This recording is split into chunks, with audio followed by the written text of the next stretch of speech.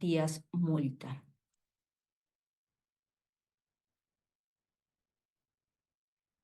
El artículo 5, a ver un momento, el artículo 5 de la ley 30.096 regula las proposiciones a niños, niñas y adolescentes con fines sexuales por medios tecnológicos. Este artículo 30.096 ha sufrido modificaciones. Una de estas modificaciones está en la ley 30.171 y también en el decreto legislativo 1591. Entonces ha sufrido dos modificaciones. Actualmente el vigente es conforme al decreto legislativo 1591.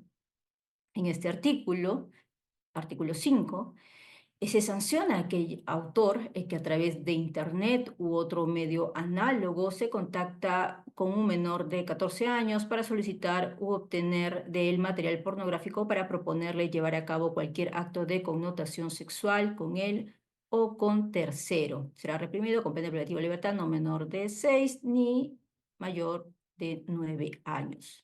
Hay un párrafo que agrava esta conducta cuando la víctima tiene entre 14 y 18 años de edad, siempre y cuando medie engaño. Entonces, si esta víctima, mayor de 14 años, no fue engañada, entonces no cumpliría o no calzaría dentro de este artículo 5 de proposiciones de niños y adolescentes con fines sexuales por medios tecnológicos. No estaría dentro del segundo párrafo, ¿no? Tiene que haber engaño sobre este menor mayor de 14 años. Y en esta modificación del decreto legislativo 1591 se incorpora una inhabilitación que antes no había, ¿no? Se inhabilita conforme a los numerales que establece la norma 1, 2, 3, 4, 5, 6, 8, 9 y 10 y 11 del artículo 36 del Código Penal. Entonces hay que ver que además de la pena privativa de libertad, también tenemos que verificar que se esté solicitando una pena de inhabilitación.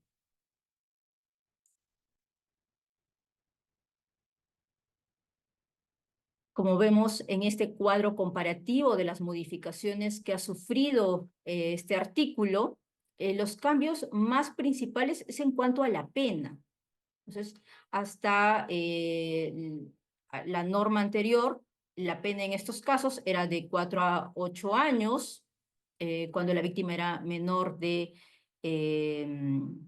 14 años, y actualmente la pena es de 6 a 9 años. Vemos que se ha incrementado tanto el extremo mínimo como el extremo máximo, y aquellos mayores de 14 años también la pena va de 3 a 6 años. Hemos puesto también en esta diapositiva una casación, la 2564-2021 Tumbes, ¿no? Que si bien no es una casación específica para el artículo 5 de la Ley de Delitos Informáticos, pero tiene cierta conexión, ¿no? Podría ilustrarnos acerca del engaño. Este engaño o esta casación es en relación al artículo 183b del Código Penal. ¿Y qué regula el 183b? Es el child grooming, ¿no? Que el contacto de forma física, el que contacta con un menor de edad, igual también para fines sexuales, pero este contacto es de forma física, mientras que el artículo 5 de la Ley de Delitos Informáticos, ese contacto con el menor con fines sexuales o para obtener material pornográfico es mediante tecnologías digitales, ¿no? Mediante, por ejemplo, redes sociales u otros. Entonces, en esta casación, la Corte Suprema nos ha dicho que el engaño se trata de un fraude o un mecanismo fraudulento, ¿no? De una simulación, una creación de una apariencia de verdad o afirmación de una falsedad por el que el primero, el agente, se contacta con la víctima y segundo, procura hacerla incurrir en error y convencerla bajo una oferta determinada, de cómo sería, por ejemplo, obtener dinero u otros bienes materiales, mejorar su vida, para que realice las conductas sexuales que le piden. Entonces, también nos habla de la idoneidad o relevancia del engaño. Nos dice también que exige acudir a una persona media, ¿no? Y luego a las circunstancias concretas del sujeto pasivo específico al que va dirigido el engaño.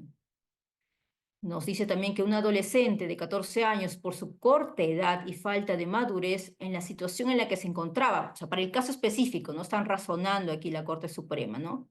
Que esta menor de edad, de 14 años de edad, por esa corta edad y falta de maduración en la situación en la que se encontraba, sin duda, dice, puede ser convencida ante un ofrecimiento de obtención de bienes materiales para ejecutar determinadas conductas sexuales y entre otros razonamientos del caso en concreto.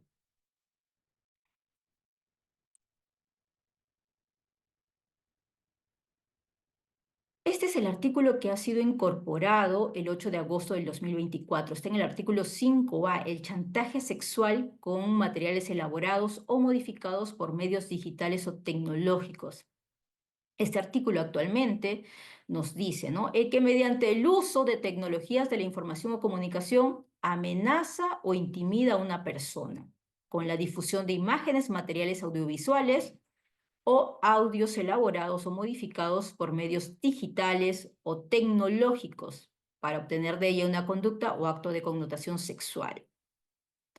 Entonces, si este chantaje es con imágenes reales, ¿no?, de la persona o de una persona muy, muy cercana, les decía que si son imágenes reales, entonces no estaríamos dentro de la comisión de este delito del 5A.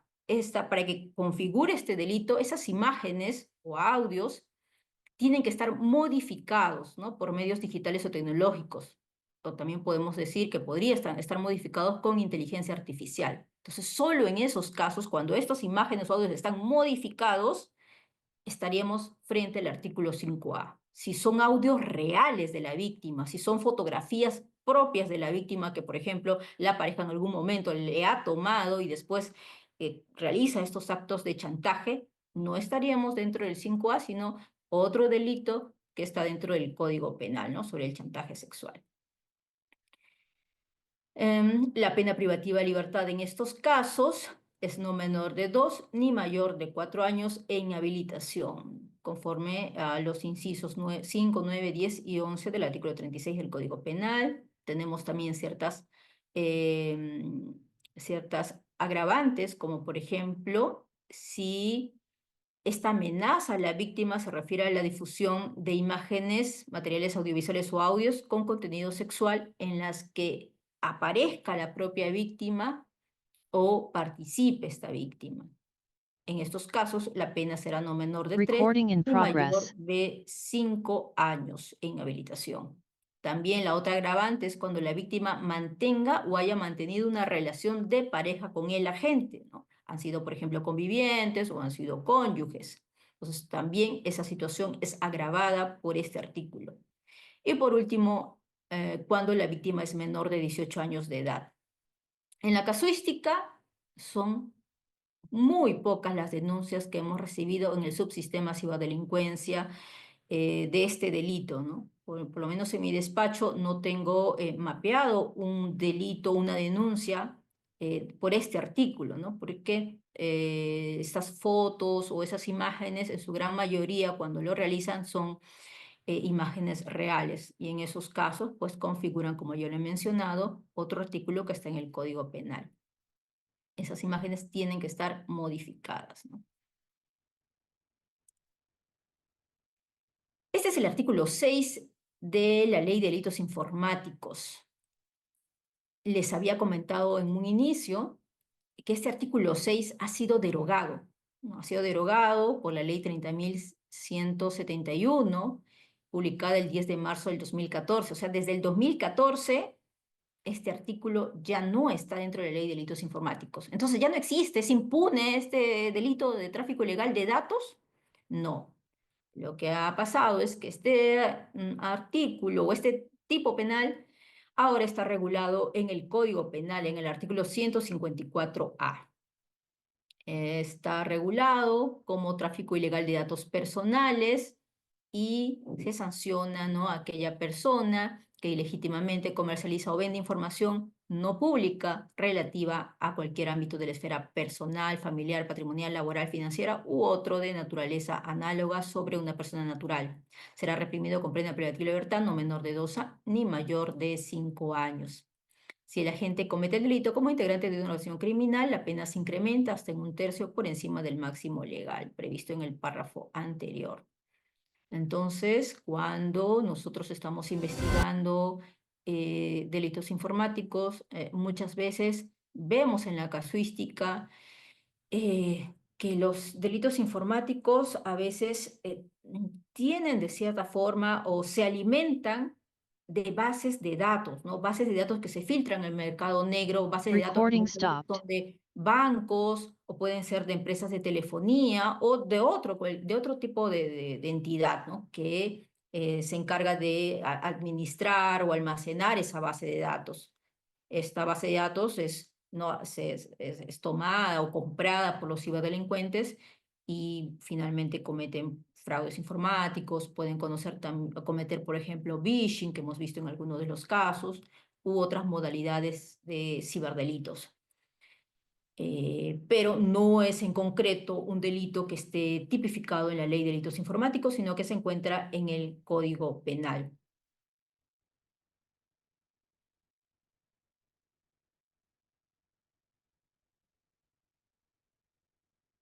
Ahora vamos a ver el artículo 7, la interceptación de datos informáticos. Ha sufrido una sola modificación este artículo. Mediante la ley 30.171 se agregó los términos, ¿no? El que deliberada e ilegítimamente, que antes no lo tenía.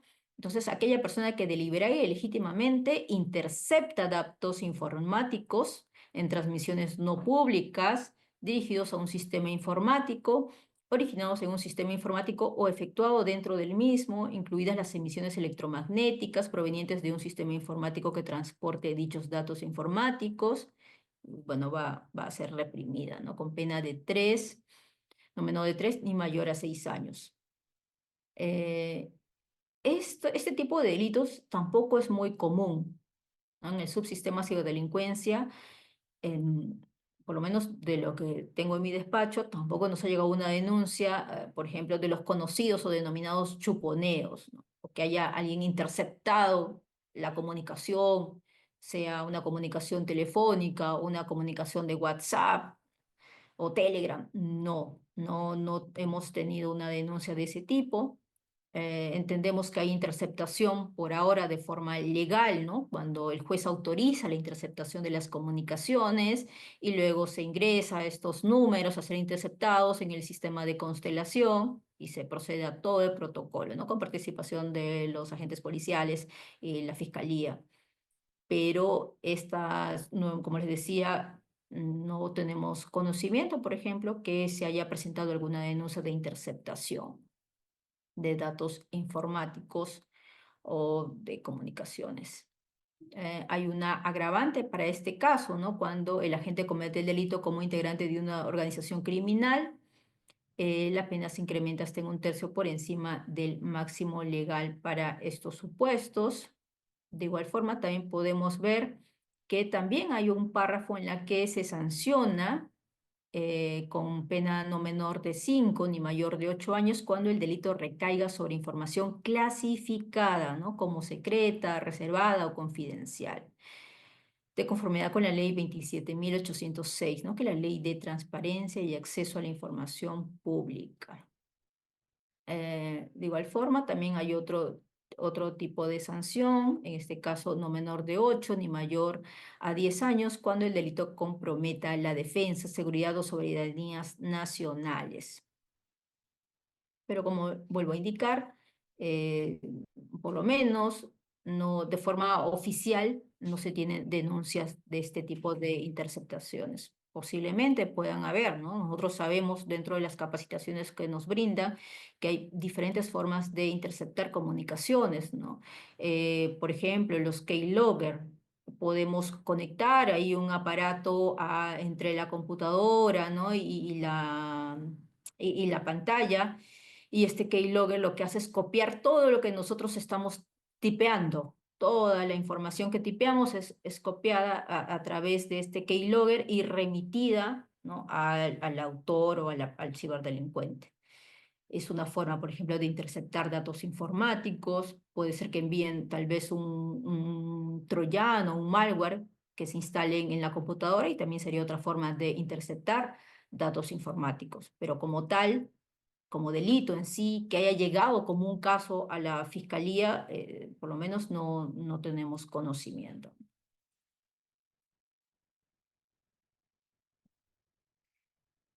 Bien, el delito más usual dentro de la casuística del subsistema ciberdelincuencia es el artículo 8, el fraude informático. Este artículo ha sufrido dos modificaciones, la primera por la ley 30.171 y la segunda por el decreto legislativo 1614. Esta primera modificación por la 30.171 fue por la palabra deliberada y legítimamente, y también entre otras circunstancias. En el decreto legislativo 1614, quizás la modificación más importante que se realiza a este delito de fraude informático es la incorporación de una modalidad denominada suplantación de interfaces o páginas web. Antes no había esta modalidad de suplantación de interfaces o páginas web.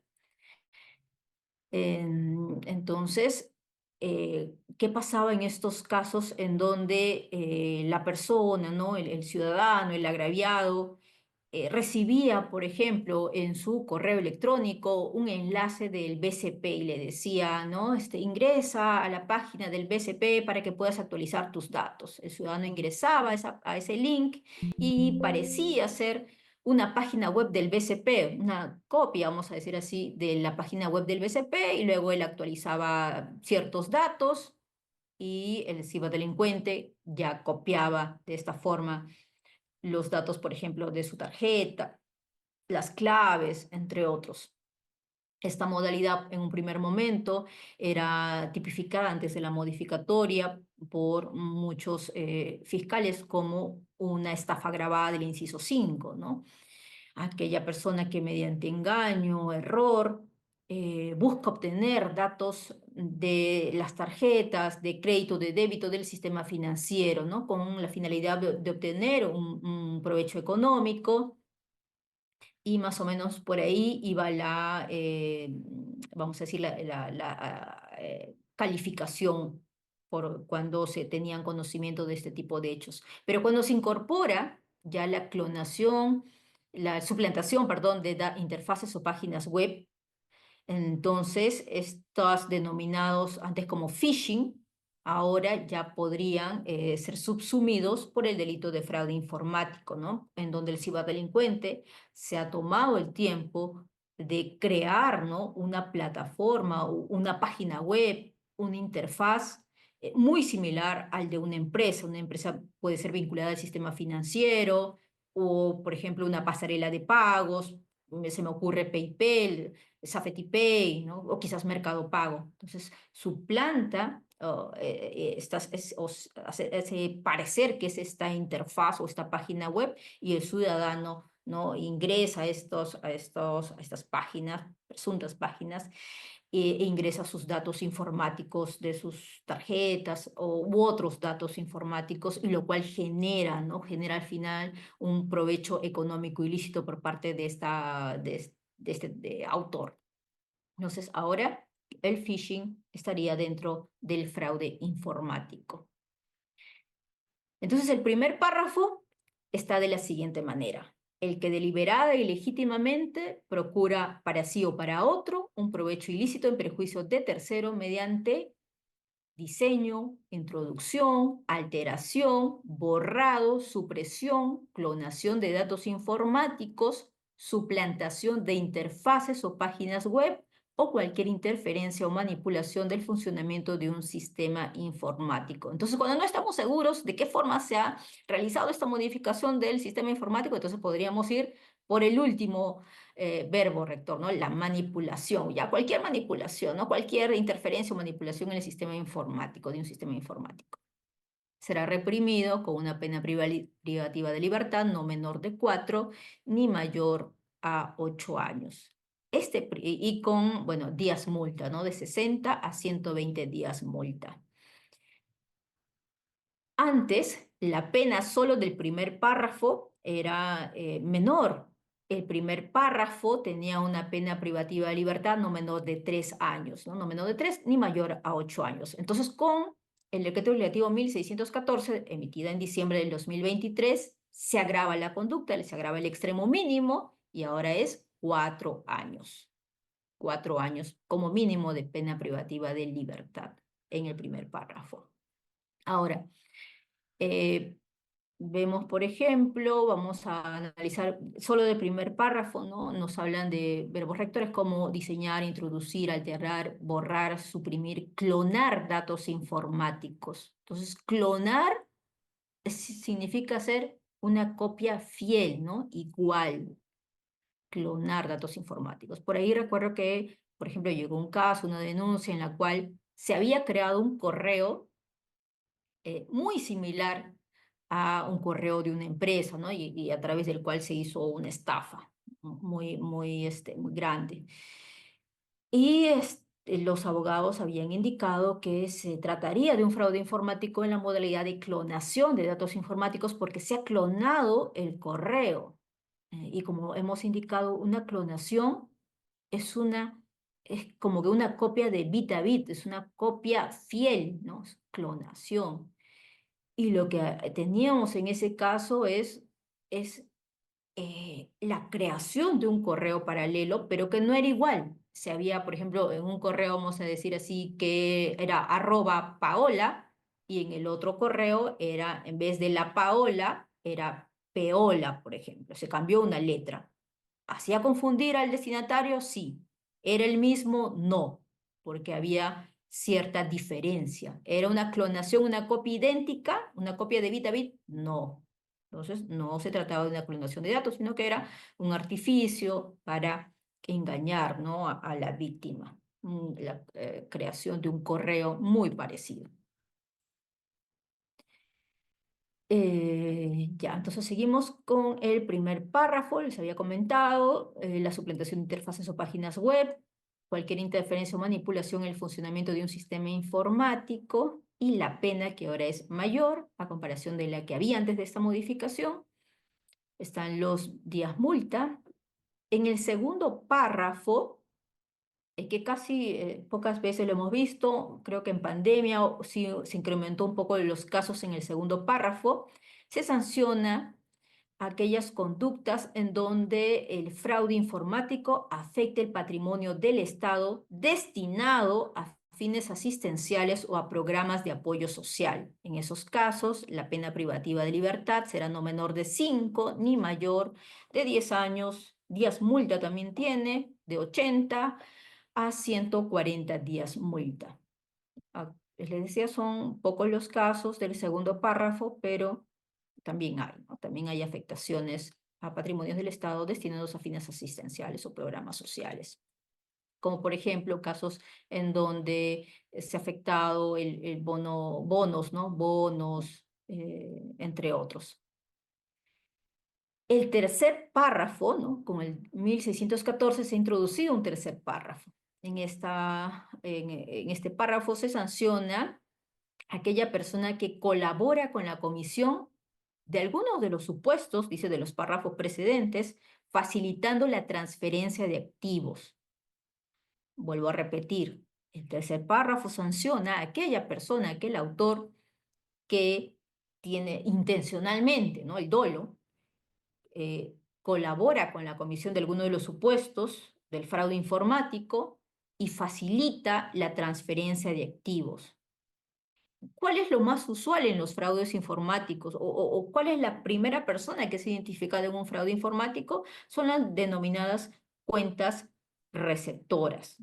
Cuando uno recibe una denuncia, por ejemplo, de fraude informático, en su gran mayoría son los que le resulten responsables. No sabemos quiénes son. Y en el transcurso de la investigación se va descubriendo quién es esa persona que está detrás del fraude informático. Pero en algunos casos, cuando el autor hace la transferencia del dinero, lo hace a una cuenta, ¿no? Que está debidamente identificada con nombre y apellido la persona, y esa persona es el último eslabón de la cadena, de la organización, de, de los autores, vamos a decir así, ¿no? Vamos a decir, quizás una banda criminal, es el último eslabón. Y estas personas, en los casos que hemos visto, facilitan sus cuentas o sus propias tarjetas, ¿no? A cambio de una suma de dinero, entregan sus tarjetas a una persona, y esta persona finalmente es la que comete o de alguna forma lo entrega a la organización para cometer los fraudes informáticos. Y había cierto problema en cuanto a poder sustentar ante el juez la participación de esta persona que ha facilitado la transferencia de activo proporcionando sus cuentas o sus tarjetas, ¿no? Sabe que va a recibir dinero de procedencia ilícita, sabe que va a recibir, por ejemplo, 50.000 soles, sabe que tiene que ir, por ejemplo, a retirar al banco, a la agencia, ese dinero y entregárselo a una tercera persona a cambio de sumas de dinero. O sabe también que tiene que haber diferentes cuentas vinculadas a un correo y a un número que le está proporcionando otra tercera persona y que esas tarjetas finalmente también se las entrega a esa persona y esas personas tienen el dominio total de sus cuentas. ¿A cambio de qué? A cambio de sumas de dinero. Entonces, intencionalmente sabe que van a ir a comisión de delitos y está facilitando la transferencia de activos. No participa directamente en la introducción, no ha coordinado para hacer esta introducción de datos informáticos, perjudicando al agraviado y hacer esta transferencia de su cuenta hacia la cuenta, a las cuentas que ha creado ese autor, pero sí facilita la transferencia de activos, ¿no? Y lo hace intencionalmente. Entonces, este tercer párrafo ayuda bastante para poder sancionar a los que denominamos nosotros coloquialmente como las cuentas receptoras.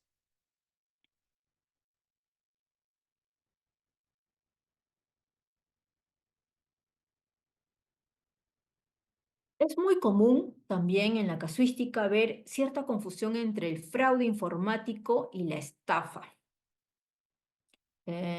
Ambos son delitos contra el patrimonio, y en ambos a veces hay espacios que se desarrollan en el ámbito digital, ¿no? Y es la parte en la que, por ejemplo, se confunde cuando esta estafa se realiza, el medio comisivo engaño, se realiza a través de tecnologías digitales. Por ejemplo, cuando se realiza a través de WhatsApp, a través de Facebook, Marketplace, entre otras redes sociales, ¿no? Medios digitales. Entonces, cuando algunas personas, algunos abogados, propios fiscales también, ven que esta estafa se ha cometido a través de redes sociales o tecnologías digitales, inmediatamente lo asocian con un fraude informático. Y no es así, no es así. Vemos que la principal diferencia entre la estafa y el fraude informático, por ejemplo, es el engaño y el error, ¿no?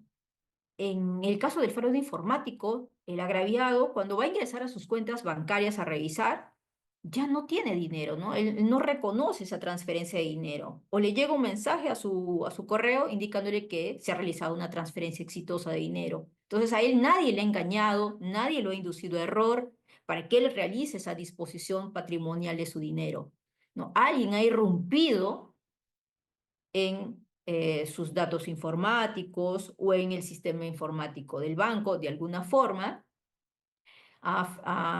se han afectado, ¿no? Les decía, datos o sistemas informáticos, y se ha hecho esta transferencia de dinero de forma ilegítima. Mientras que en la estafa, ¿no? El agraviado recibe un engaño. ¿Y de qué forma recibe ese engaño? Mediante, ¿no? Tecnologías digitales, mediante WhatsApp, mediante Facebook, entre otros. Recibe el engaño a consecuencia de este error. El, el mismo agraviado hace la disposición patrimonial, hace la transferencia de dinero o yapea, por ejemplo, ¿no?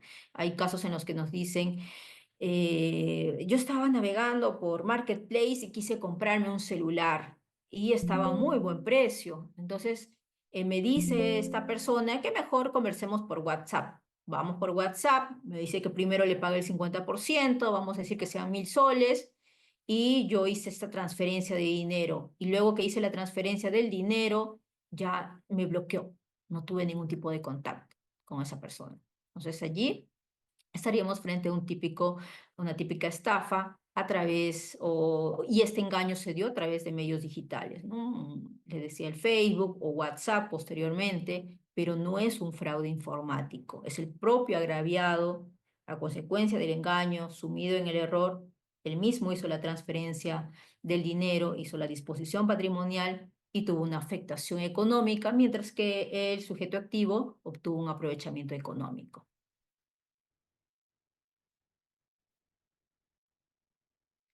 Por ejemplo, he citado también el informe explicativo del Convenio de Budapest respecto al fraude informático. Indica que la finalidad de este artículo es establecer como delito toda manipulación indebida realizada en el transcurso del procesamiento de datos con la intención de efectuar una transferencia ilegal de dinero, ¿no? Y ahí está la palabra clave, ¿no? Cuando esta manipulación se realiza sobre o en el transcurso de un procesamiento de datos. Datos que, por ejemplo, pueden estar en sistemas informáticos, entre otros.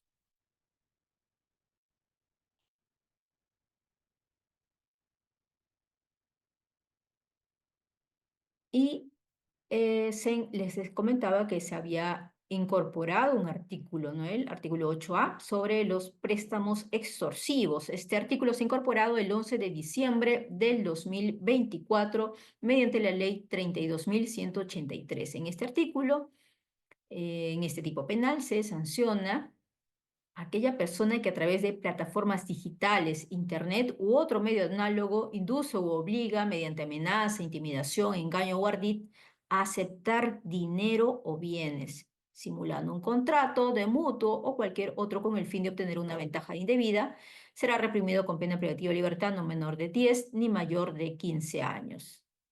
Existen también circunstancias agravantes, ¿no? La pena será no menor de 15 años ni mayor de 25 años cuando se ejerce con violencia, ¿no? Para obtener la ventaja indebida. Cuando la víctima tiene discapacidad, puede tener también entre 14 y menos de 18 años, o es una adulta mayor, padece de una enfermedad grave, pertenece a un grupo o pueblo indígena u originario, en general presenta cualquier situación de vulnerabilidad, ¿no? Entonces el inciso B es para personas en situación vulnerable. En el inciso C, el agente comete el delito en el marco de la actividad de una persona jurídica. Y por último, también está el agravante cuando la comisión del hecho punible es de carácter transnacional, de acuerdo al numeral 2 del artículo 3 de la Convención de las Naciones Unidas contra la Delincuencia Organizada Transnacional, Convención de Palermo. Este artículo 8A en cuanto a la competencia para investigar, no es de competencia de la Fiscalía de Ciberdelincuencia, la Fiscalía Especializada de Ciberdelincuencia. Este delito, ya por disposición o resolución de la Fiscalía de la Nación, es de competencia de las fiscalías penales o, de ser el caso, si hubiera alguna banda criminal u organización criminal, será de competencia de la Fiscalía Especializada en Crimen Organizado. Se entiende también porque es un delito violento, ¿no? Y que para un mejor abordaje de estos delitos es que se ha establecido esta directiva, ¿no? Que la competencia será de las fiscalías penales o de la Fiscalía de Crimen Organizado. Por lo tanto, no es de competencia de las fiscalías especializadas en ciberdelincuencia. Uno de los delitos que estaría en segundo lugar en cuanto a la casuística es la suplantación de identidad, que está regulado en el artículo 9 de la Ley de Delitos Informáticos. Ha sido modificado por el Decreto Legislativo 1591. En la actualidad, se sanciona al que mediante las tecnologías digitales suplanta la identidad de una persona natural o jurídica, siempre que de dicha conducta resulte algún perjuicio, ¿no? Material, moral o de cualquier otra índole. Será reprimido con pena privativa de libertad no menor de 3 ni mayor de 5 años. Tenemos un segundo párrafo cuando se suplante la identidad de una persona menor de 18 años y resulte algún perjuicio, sea material, moral o de cualquier otra índole. Ese segundo párrafo también se ha agregado, ¿no? Anteriormente no estaba. Que se ha modificado, por ejemplo, el término tecnologías digitales. Antes, ¿cómo estaba regulado? Decía el que mediante las tecnologías de la información o de la comunicación, ¿no? Ahora dice mediante las tecnologías digitales. Y vuelvo a recalcar, se ha agregado un segundo párrafo, ¿no? Para sancionar aquellas suplantaciones de identidad cuando la víctima sea un menor de 18 años. En este caso, la conducta tiene una mayor pena, ¿no? No menor de 6 ni mayor de 9 años. ¿Y cuál es lo común o casos comunes que se ven en suplantación de identidad? Muchos de estos son cuando eh, los autores crean, por ejemplo, perfiles, ¿no? Perfiles en redes sociales, utilizando el nombre, utilizando la fotografía o fotografías ya publicadas por la propia víctima en en su propia red social, crean como una especie de perfil paralelo con la finalidad de causarle un perjuicio. Puede ser un perjuicio moral, puede ser un perjuicio económico también, entre otros. O un daño reputacional también podría ser. Entonces, la víctima no solo es una persona natural, también podría ser una persona jurídica. Hay denuncias en las que personas jurídicas denuncian, en donde se está, de cierta forma, utilizando ya la imagen que esa empresa ha ganado y de tal forma que al tener una gran aceptación, lo que hacen estos autores es crear por ejemplo, redes sociales paralelas, utilizando los nombres de esta persona jurídica y con la finalidad de a veces estafar, ¿no? Cometer un segundo delito, que serían, por ejemplo, estafas u otros delitos.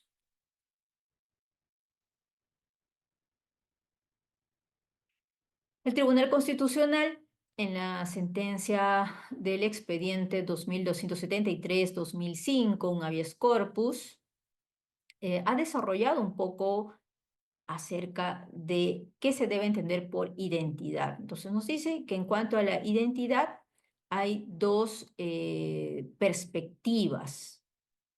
Hay una perspectiva objetiva y hay una perspectiva subjetiva, ¿no? Un carácter. La identidad tiene un carácter, por un lado, objetivo y hay un carácter subjetivo.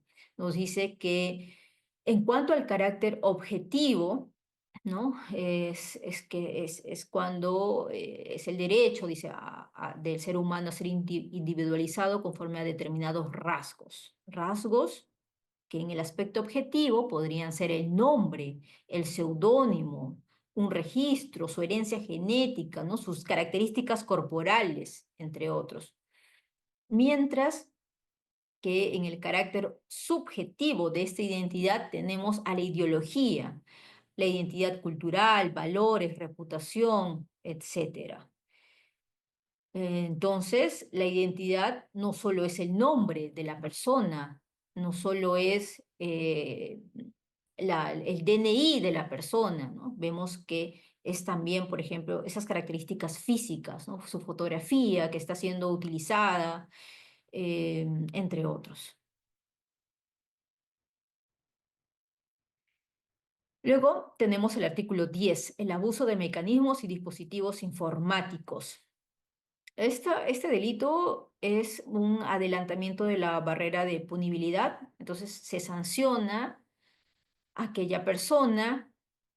Basta con el simple hecho que fabrique, diseñe, ¿no? Desarrolle, venda, facilite, distribuya, importe, obtenga para su utilización uno o más mecanismos. También pueden ser programas informáticos, pueden ser dispositivos, pueden ser contraseñas, códigos de acceso o cualquier otro dato informático.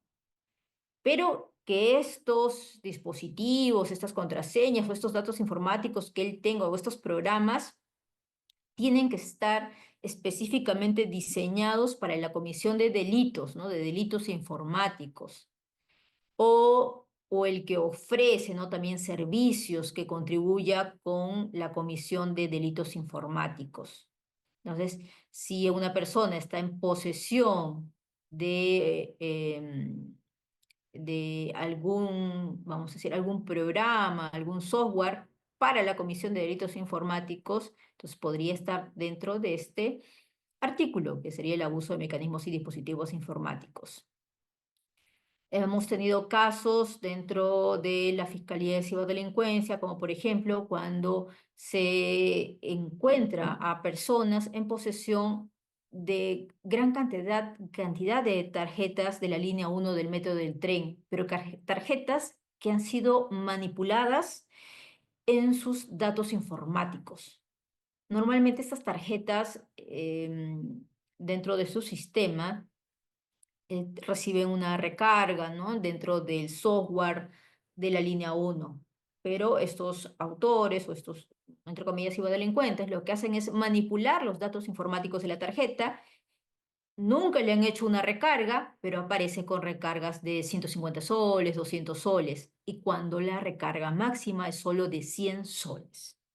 Pero ellos adulteran estos datos informáticos de estas tarjetas y aparecen como, vuelvo a indicar, recargas como de 150 soles, 200 soles. Debido a las circunstancias particulares, como no son intervenidos, tienen en su poder no solo una tarjeta adulterada, ¿no? Pueden tener 20, 25 o más tarjetas adulteradas y se tiene también conocimiento que estas podrían ser usadas para la comisión de delitos informáticos. Entonces, cuando estas personas son intervenidas y luego de la visualización, por ejemplo, de las cámaras o de su teléfono, del contenido de su teléfono celular, se puede vertir que estas tarjetas, ¿no? Manipuladas en sus datos, en sus saldos, iban a ser utilizadas para la comisión de fraudes informáticos.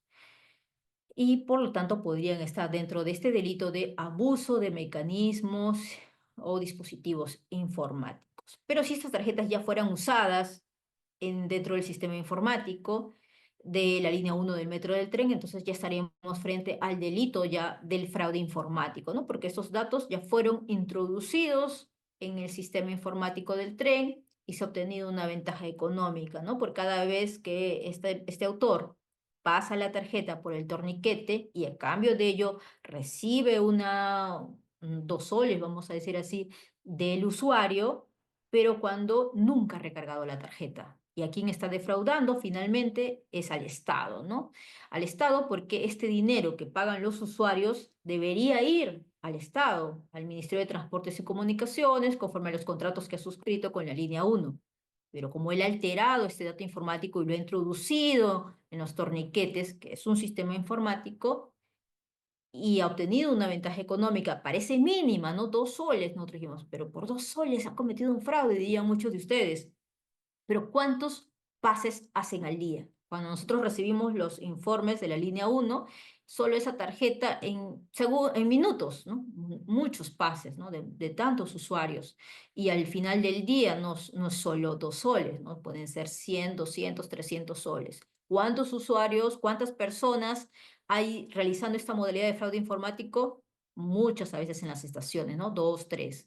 Y en horas denominadas entre comillas en horas punta, pues estas ganancias ilícitas son ingentes.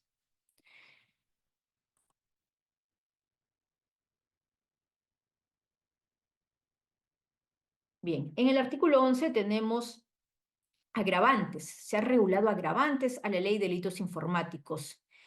El juez nos dice la norma que aumenta la pena privativa de libertad hasta en 1/3 por encima del máximo legal fijado para cualquiera de los delitos previstos en la presente ley en los siguientes supuestos. Uno, cuando el delito se comete en calidad de integrante de una organización criminal.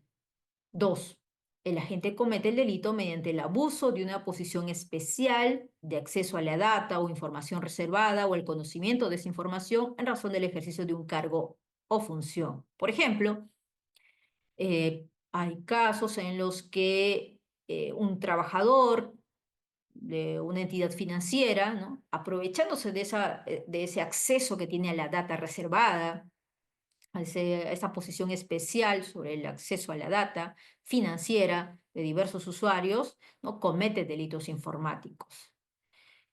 Entonces estarían dentro de esta agravante, ¿no? El inciso 2 del artículo 11. El inciso tercero nos habla del agente, cuando el agente comete delito con el fin de obtener un beneficio económico, salvo en los delitos que prevén dicha circunstancia. Es decir, salvo el fraude informático, porque el fraude informático es el delito que está, que es dentro del capítulo delito contra el patrimonio, ¿no? Entonces, sí o sí, en el fraude informático, la finalidad es obtener una ventaja económica. Por lo tanto, el inciso 3 no opera sobre el fraude informático. En el caso del ransomware, vamos a regresar un poco acá al artículo 4, les había hablado del ransomware, el atentado a la integridad de sistemas informáticos.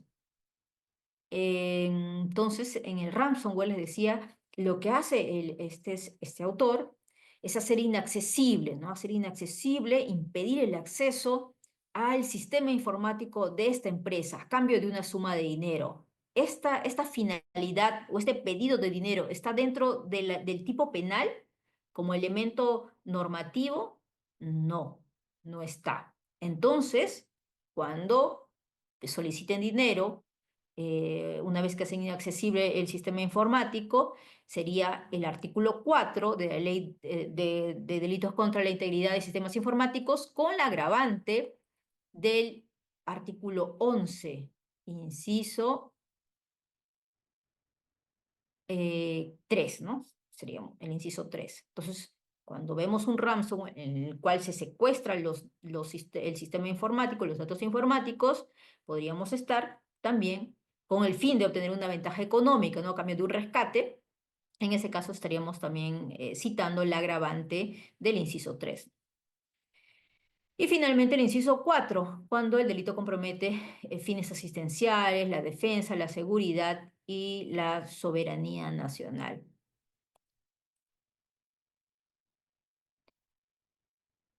Hay una exención de responsabilidad penal que ha sido introducida con la ley 30.171 a partir del 11 de marzo del 2014, podríamos decir que está exento de responsabilidad penal aquella persona que realiza conductas descritas en el artículo 2, que es el acceso ilícito, en el 3, que es el atentado a la integridad de datos informáticos, el 4, que es el atentado a la integridad de datos informáticos, y el artículo 10, que es el abuso, ¿no? El abuso de mecanismos o dispositivos. Entonces, está exento de responsabilidad penal, nos dice, aquellas personas, aquellos autores que realicen estos tipos penales con el propósito de llevar a cabo pruebas autorizadas u otros procedimientos autorizados destinados a proteger sistemas informáticos.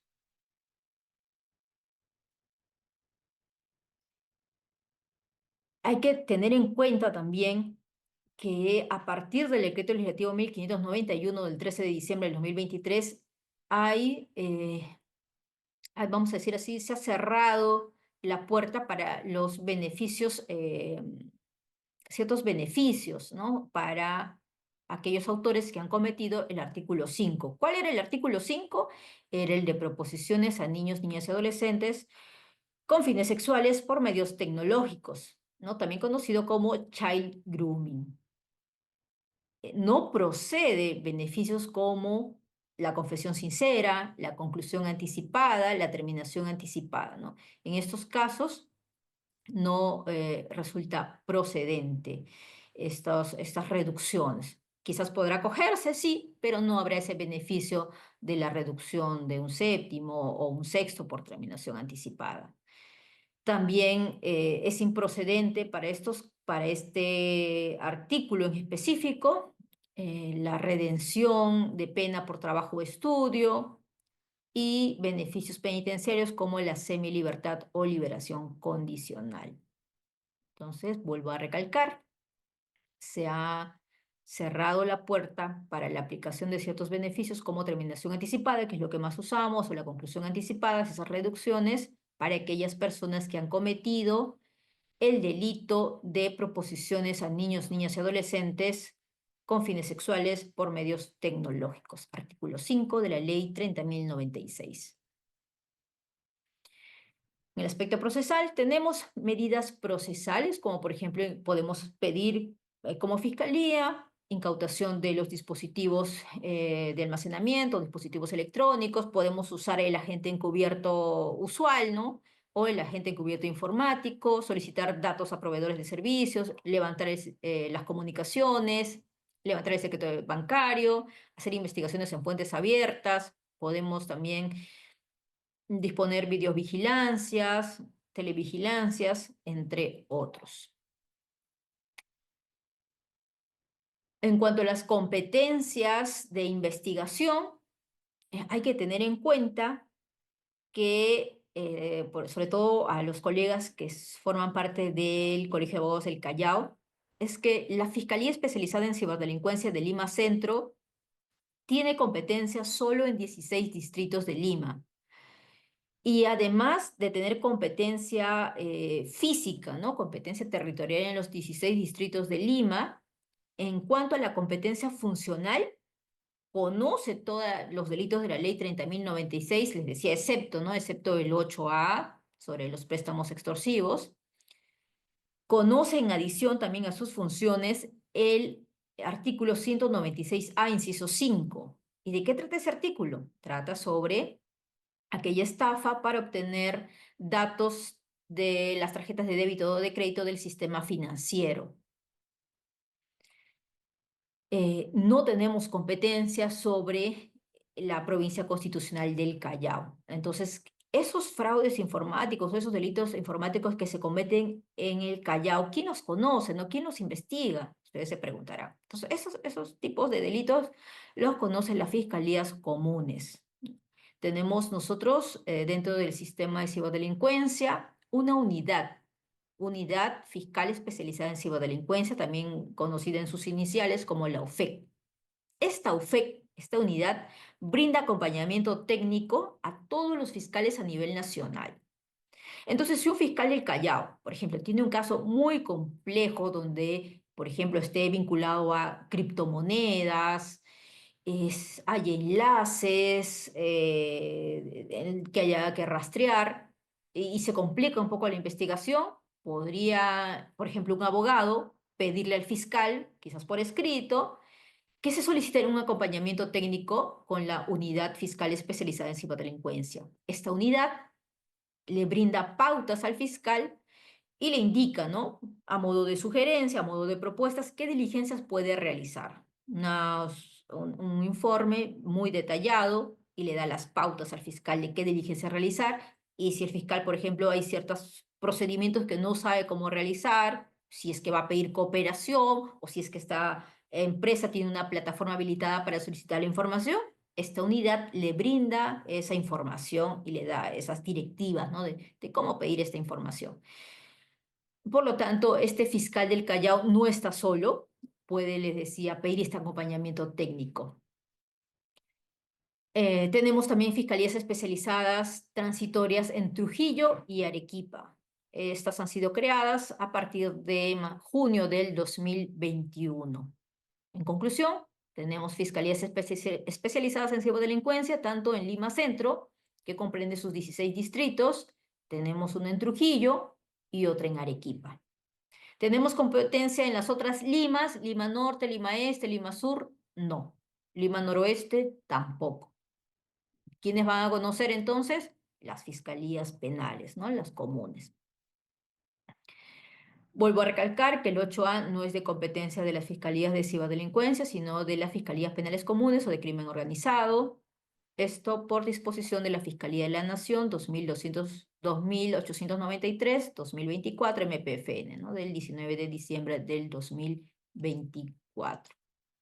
Debemos también tener en cuenta que esta ley, la Ley de Delitos Informáticos, establece cierta regulación e imposición de multas a través de la SBS y la AFP, ¿no? Para aquellas entidades bancarias o del sistema financiero que incumplan la orden del juez, ¿no? Aquella obligación que el juez impone para entregar información en un cierto plazo.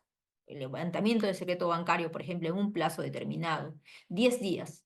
Y esta entidad financiera no remite la información, a pesar que el fiscal le requiere una, dos, tres veces, entonces puede ser efectivo este procedimiento que debe estar en la resolución y se envía copias a la SBS para que inicie las sanciones correspondientes. De igual forma también, si una empresa de telecomunicación, por ejemplo, ¿no? Las empresas de Claro, Entel, Bitel, Entel, eh, empresas de Internet como Win, están incumpliendo la orden del juez, puede también remitirse los oficios correspondientes ante OCIPTEL para que inicie los actos correspondientes para sancionar a esta empresa, multar a esta empresa. Pero estos apercibimientos tienen que estar, ¿no?, claramente establecidos en la resolución judicial, ya sea del levantamiento de secreto bancario o del secreto de las comunicaciones, ¿no? Tienen que estar esta invocación a la ley 30.096 para que el fiscal pueda finalmente hacer efectivo y se le pueda sancionar a estas empresas.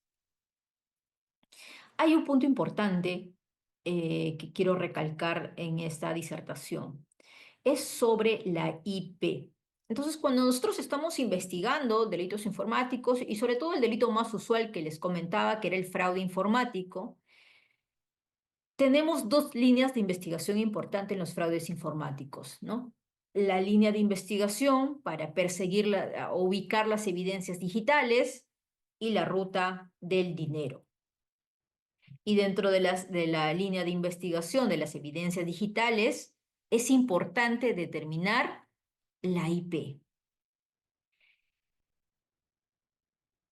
La IP es un número que se le asigna al dispositivo cuando se conecta a Internet. Esta IP tiene datos, ¿no? Metadatos que están guardados o deben ser resguardados por esta empresa que presta el servicio de Internet. Por ejemplo, ¿quiénes prestan Internet? Win, Telefónica, Claro, Entel, Bitel, entre otras empresas. Entonces, anteriormente, antes del 5 de septiembre del 2024, había un reglamento general de calidad de servicios públicos de telecomunicaciones, ¿no? En este reglamento se establecía que estas empresas prestadoras de servicio de Internet deberían conservar esta información de la IP por un periodo mínimo de 3 meses. ¿Se dan cuenta? Dice mínimo, no dice el máximo. Por lo tanto, las empresas podrían conservar la información por un año o más, 4 meses o 5 meses. ¿Cuál era la problemática que se presentaba? Cuando les decía, esta persona, este ciberdelincuente, se conecta a Internet para hacer esta transferencia no reconocida de dinero desde la cuenta del agraviado hacia la cuenta mula o la cuenta receptora, ¿no? Tiene que conectarse a Internet para hacer esta introducción de datos informáticos y ejecutar la transferencia del dinero. Este rastro de este actuar, de este accionar, este rastro digital, deja, ¿no? Deja una IP. Y esta IP, ¿no?, nos va a servir a nosotros, los investigadores, para pedirle a la empresa que administra esta información o que resguarda esta información, pedirle información como, por ejemplo, ¿no? ¿A quién le asignaste esta IP? ¿Dónde se ha prestado el servicio de Internet de esta persona? ¿Cuál es la dirección? ¿De qué forma se paga el Internet? ¿Con tarjeta? Los datos que tuvieras de esta persona a la que le asignaste la IP en esta fecha, en esta hora, minuto, segundo. Pero nosotros cuando obteníamos la información de la IP, o sea, esta es la dirección, ¿no? Los numeritos de la IP. Recurríamos a la empresa de telefonía con nuestro levantamiento de secreto de las comunicaciones, porque no podemos ir directo con un oficio. La empresa de telefonía nos respondía indicando, según mi reglamento, yo solamente estoy obligado a conservar 3 meses. ¿Cuánto tiempo ha pasado? Medio año. Entonces ya no tengo esa información. Entonces, muchos de los casos, si no era en flagrancia, esta información, este rastro digital de la IP se perdía. Pero ha habido un cambio ahora, un cambio positivo. El 4 de septiembre del año pasado, OCIPTEL ha publicado un nuevo reglamento, ¿no? Un nuevo Reglamento General de Calidad de los Servicios Públicos de Telecomunicaciones, aprobado mediante resolución del Consejo Directivo 00214-2024, CD/OCIPTEL.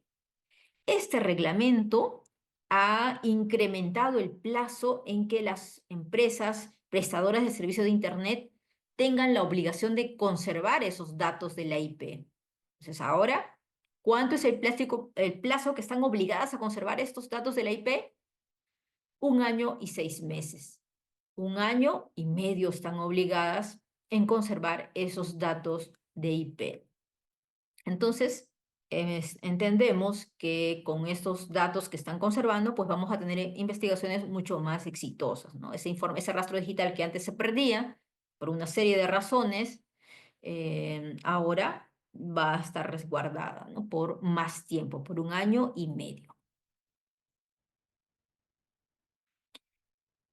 Bien, entonces, les comentaba que investigar en delitos informáticos, investigar la ciberdelincuencia, no es una tarea fácil. Es una tarea que requiere mucho tiempo, ¿no? Tiempo porque no depende del fiscal, ¿no? Depende mucho de las empresas que tienen la información. Empresas bancarias, empresas de telefonía, empresas prestadoras de servicios de Internet, empresas prestadoras de otros servicios, como por ejemplo extranjeras como Facebook, WhatsApp, OLX, entre otros, ¿no? Gmail, Hotmail.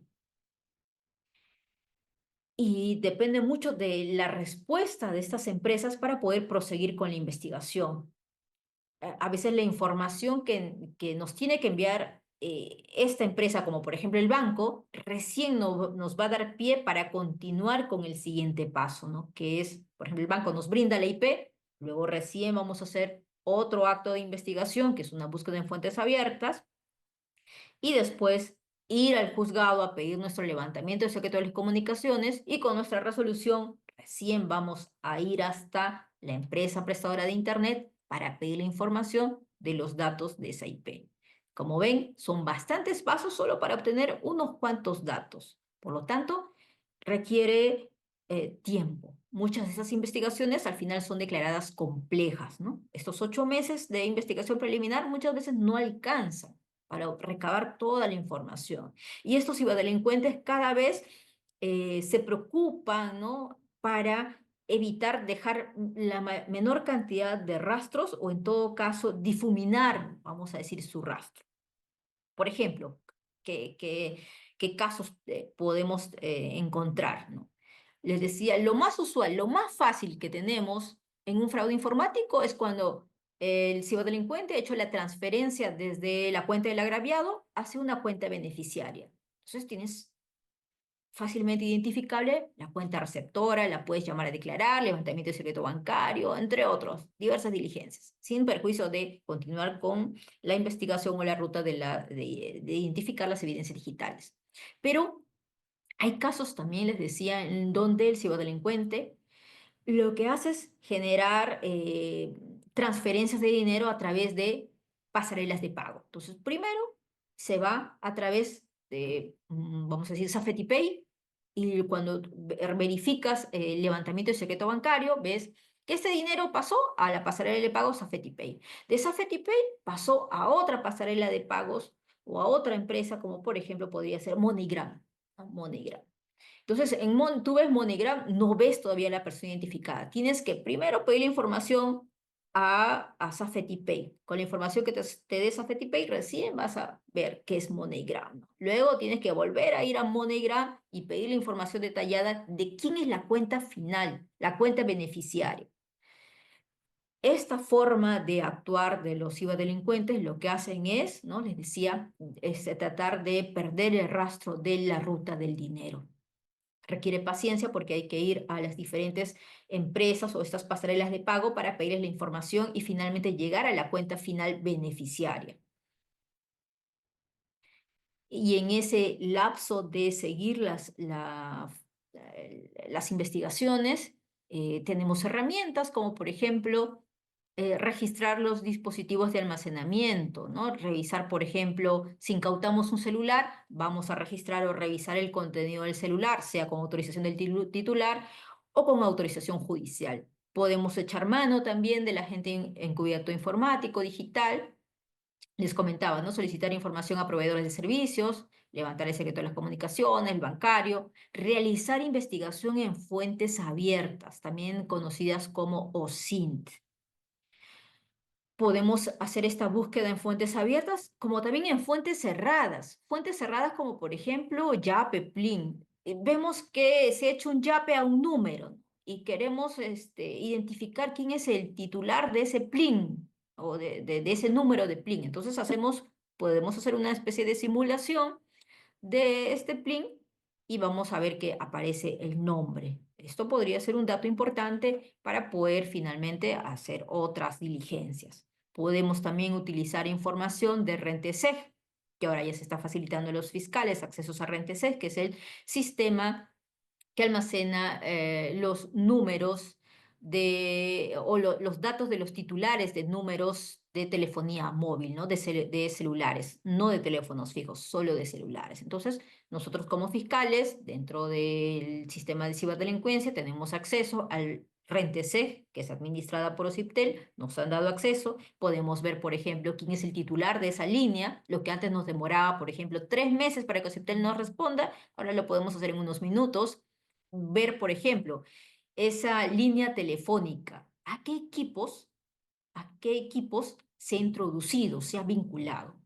Y este sistema nos da información, los números de emails a los que se ha vinculado ese chip, ¿no? Con ese número. No tenemos el número del chip, porque el chip también tiene su propio número, pero sí el número de abonado. Entonces, ese abonado, ¿a qué equipo se ha introducido? Nos da los números de emails. También podemos hacer búsqueda, por ejemplo, con el número de email. Ya, ese número de email, ¿a qué a qué números está vinculado? Y nos sirve muchas veces para rastrear también finalmente a los autores. Podemos hacer disponer videovigilancias, óbices, interceptaciones, allanamientos, entre otros. Dentro de las herramientas en el marco de la investigación de ciberdelincuencia tenemos, por ejemplo, instructivos que ha emitido la Fiscalía de la Nación y dentro de ellos está el valor hash, ¿no? Cómo generar u obtener el valor hash. El valor hash es una cadena alfanumérica y que se aplica finalmente a un archivo o un documento digital y que identifica, ¿no? Inequívocamente a ese archivo o a ese documento. De forma física, nosotros podemos tener, por ejemplo, la cadena de custodia, ¿no? La cadena de custodia nos da la seguridad de la mismidad de esa evidencia digital. Pero en el formato digital, ¿qué nos garantiza que ese grupo de datos informáticos que están dentro de este documento es el mismo a este otro que hemos copiado? Esa seguridad nos da la generación del valor hash. Tenemos también las conservaciones de datos o solicitudes de información a proveedores de servicio. Aquí quiero detenerme un poco y hacer un paréntesis para explicar algo, ¿no? Algo acerca de los datos. Nosotros, cuando estamos investigando delitos informáticos, tenemos que tener en cuenta que es importante obtener y saber quién tiene la información o quién tiene estos datos, ¿no? Primero saber quién tiene esta información. ¿Está acá en Perú? ¿Está en el extranjero? ¿Lo tiene Facebook? ¿No? ¿O quién lo tiene? Entonces, primero es saber quién tiene la información, qué empresa lo tiene o qué entidad, de qué forma le voy a pedir la información, ¿no? ¿De qué forma? Porque hay informaciones que vamos a pedir a través de cooperación judicial internacional, pero hay otro tipo de información que la vamos a pedir directamente a la empresa, ¿no? Por ejemplo, les decía en el caso de Facebook, tiene su propia plataforma, entonces el fiscal directamente va a esa plataforma y por allí envía su solicitud. Ya no va a través de cooperación judicial internacional, porque el camino de cooperación judicial internacional, como ustedes tienen conocimiento en su experiencia, dura más de medio año, dura meses. Entonces, es importante saber también qué tipo de información, qué tipo de datos tiene esa empresa, ¿no? Para yo poderle solicitar. En ese marco de investigación hay que clasificar, identificar que hay 3 tipos de datos. Hay datos de suscriptor, datos de tráfico y datos de contenido. Repito, datos de suscriptor, datos de tráfico y datos de contenido. ¿Cuál es la diferencia entre uno y otro? ¿Ya se marearon? No, todavía no. Me imagino que están muy atentos. Bien, entonces, los datos de suscriptor son los datos del usuario, ¿no? Del titular. ¿Quién es el titular de ese número de WhatsApp? El titular de ese perfil de Facebook. Datos de suscriptor, o también conocido como datos de abonado. Es toda información que el propio usuario registra al momento de crear o aperturar un perfil o en el momento de ingresar en una plataforma digital, ¿no? Entonces, son los datos del titular o datos del suscriptor. Puede ser, por ejemplo, sus nombres, si ha registrado su número de celular, si ha registrado su correo, si ha registrado su número de DNI o su número de pasaporte, su dirección, todos los datos que ese titular ha registrado en la plataforma, datos de suscriptor. Tenemos el siguiente tipo de datos, datos de tráfico. Los datos de tráfico son los datos asociados a esa comunicación, sea una comunicación por internet o una comunicación telefónica. A esos datos asociados a la comunicación son los datos de tráfico. Por ejemplo, si estamos por internet, puede ser la IP de conexión, la IP de las publicaciones, la IP de los mensajes que se haya enviado, ¿no? Desde qué IP se envió ese mensaje. La hora, ¿no? La hora, la fecha de la conexión, quizás la ubicación del envío de la comunicación, ¿no? De la IP. ¿De qué forma se conectó, ¿no? Si fue a través de Mozilla o el tipo de conexión, si fue una VPN, etcétera, método de conexión, entre otros datos. En una comunicación telefónica, por ejemplo, sería la duración de la llamada, el número con el cual se ha comunicado, las celdas, la antena más o menos donde estuvo realizando la llamada, entre otros, ¿no? Son datos de tráfico. Mientras que los datos de contenido están vinculados ya a la propia conversación en sí. Esa comunicación, ese mensaje, el contenido del mensaje, el contenido de lo que estamos hablando, ese es el dato de contenido. El contenido de los mensajes, de los correos o las publicaciones, el archivo adjunto, la foto que yo estoy enviando, el video que estoy enviando, entre otros, ¿no? Pero que es propia de la interacción. Ese dato de contenido es, o sea, si yo quiero entrometerme, ¿no? O vulnerar ese dato de contenido, pues el grado de afectación es mayor. A comparación de un dato de suscriptor, el grado de vulneración es menor, porque simplemente su nombre, su DNI, dirección, o sea, lo que él haya declarado. Pero el dato de contenido viola más la intimidad, ¿no? Porque ya estoy introduciéndome a la comunicación en sí. En los datos de tráfico también es una intervención menor, una afectación menor de su intimidad, porque solamente voy a conocer aquella información paralela, ¿no? Les decía, como por ejemplo la IP donde se conectó, si fuera una comunicación telefónica, la duración, el tiempo de la llamada, la hora de la llamada, antenas, entre otros, pero no está ingresando en sí en sí conversaron, ¿no? A qué conversaron. Entonces, el grado de vulneración o de afectación del derecho a la intimidad en cada dato que yo voy a solicitar es diferente. El de mayor intervención o de mayor afectación son los datos de contenido. En ese sentido, cuando yo quiero pedir información a Facebook, por ejemplo, ¿no? Por un delito en el cual se haya creado, por ejemplo, un perfil o hayan conversado a través de Facebook o de Instagram, yo le voy a pedir a través de la plataforma Facebook datos de suscriptor, como también le puedo pedir datos de tráfico. Datos de contenido podré decirle Messenger, Facebook Messenger. Quiero que me des todas las conversaciones que hubieran sostenido estas dos personas, ¿no? A través de estos dos perfiles. ¿Me podrá dar eso Facebook? Messenger? No, porque es un dato de contenido. La afectación a ese derecho a la intimidad es mayor. ¿Qué me va a dar a través de su plataforma, a través de la plataforma? Es datos de suscriptor y datos de tráfico. Entonces, si yo quiero pedirle a Instagram, por ejemplo, quiero que me des las conversaciones que han sostenido esos dos perfiles. tendré que ir a través de cooperación judicial internacional para que ese país que está recibiendo el pedido realice el control judicial correspondiente y pueda brindar la información.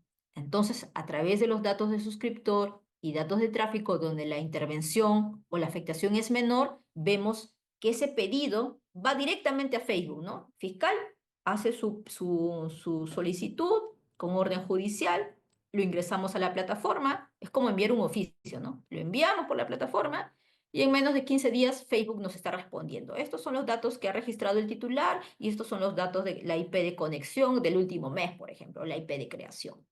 Y nos responde en menos de 15 días. Esa información nos va a brindar.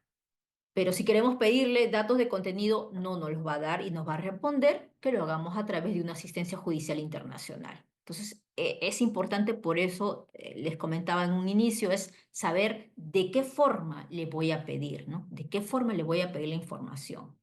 Entonces, a veces, por algún error, ¿no? Le piden datos de contenido y Facebook le rechaza. Y se queda, oh, Facebook no me quiso dar, pero en realidad no era el camino adecuado, ¿no? El camino adecuado era a través de asistencia judicial internacional. Tenemos guías para requerir información a proveedores de servicios de Internet. Estos son los proveedores. Ahora, muchos me preguntaban, ¿no? Ya, el banco me envió la información de una IP. Vamos, por aquí vamos a encontrar una IP, a ver. Me dio la información de una IP. Esta es una IP, por ejemplo, ¿no? 10.33.10.135. Ya, ¿y ahora qué hago con esa IP? ¿Qué sigue a continuación?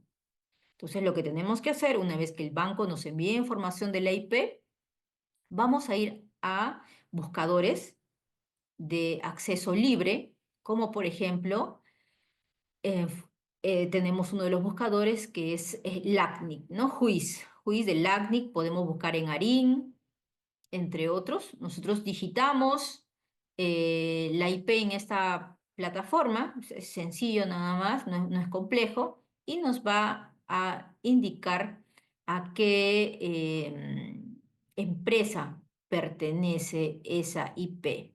Por ejemplo, aquí hemos hecho una búsqueda de una IP a través de una plataforma que se llama Domain Tools, que es de acceso libre. Esto es una forma, por ejemplo, de buscar en fuentes abiertas. Esta plataforma nos dice que, por ejemplo, esa IP está administrada por WIN, ¿no? Comercialmente es Winet Telecom SAC Perú. Entonces, yo ahora sé a quién le voy a pedir información de esos datos de la IP, ¿no? Voy a pedirle a WIN. Entonces, cuando yo, una vez que tengo esta búsqueda en fuentes abiertas, voy a redactar mi levantamiento de secreto de las comunicaciones y le voy a decir al juez, ¿no? Señor juez, solicita usted que la empresa Winet Telecom, brinde, usted le ordene, ¿no? Que me brinde la información de los datos de esta IP. ¿Va? Y el juez emite la resolución y recién con mi resolución judicial voy a ir a WIN a pedirle esta información. Por eso es importante hacer una búsqueda de esta dirección IP en fuentes abiertas, les decía como Juiz, en Domain Tool, puede ser en ARIN, puede ser también en Query, en LACNIC, o sea, hay diferentes buscadores. Tenemos también búsquedas de dominios a través de en fuentes abiertas.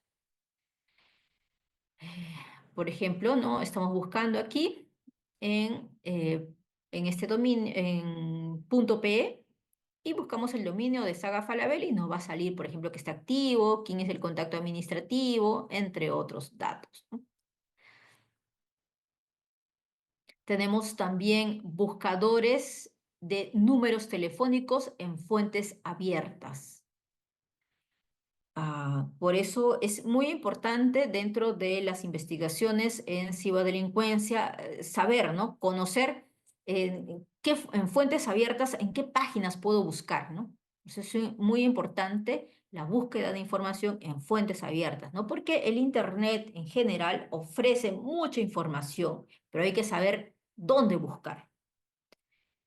Entonces, cuando queremos buscar información acerca de un número, podemos ir en buscadores como Checas tus líneas de OSIPTEL, podemos ir a Free Career Lookup, Podemos también ir a buscadores como, por ejemplo, el Truecaller y otros, ¿no? Otros buscadores libres en donde podemos digitar y nos va a salir a qué empresa de telefonía está vinculada.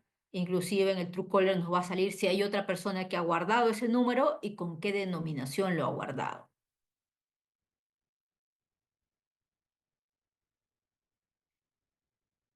También es importante dentro de las investigaciones, les decía, saber de qué forma voy a pedir la información, ¿no? Y cuando investigamos en criptoactivos, casos con criptoactivos, tenemos que conocer, por ejemplo, que Binance, que es una plataforma, un exchange que administra diversos tipos de criptoactivos, tiene su propia página, ¿no? A través de Codex, Codex Global. Entonces el fiscal entra a esta página de Codex y se crea un perfil. Y a través de ese perfil solicita información a Binance. Binance es una empresa que colabora en general, denominamos las fuerzas del orden, ¿no? Sea el Poder Judicial, la Fiscalía o la Policía, y brinda información de forma rápida y amigable. Tiene una especie de plataforma en donde puedes inclusive hacerle consultas de la información que le has pedido o de las respuestas que no te han quedado claras. Entonces, por eso es importante saber de qué forma voy a pedir la información a esta empresa.